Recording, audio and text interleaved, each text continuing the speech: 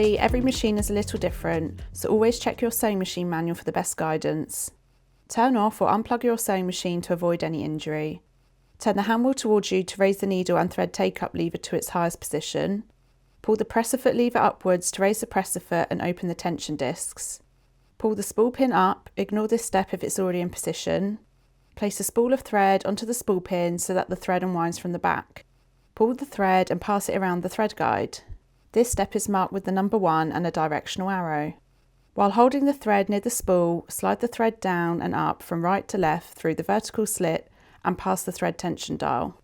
Make sure the thread sits snugly between the discs. This step is marked with the number 2 and a directional arrow. Pass the thread from right to left through the eye of the thread take-up lever. This step is marked with the number 3 and a directional arrow. Guide the thread back down through the left vertical slit and around the left needle bar thread guide.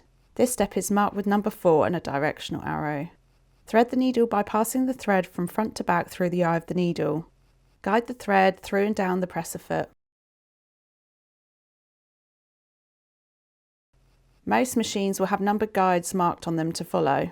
If your machine has a built-in needle threader, feel free to use it.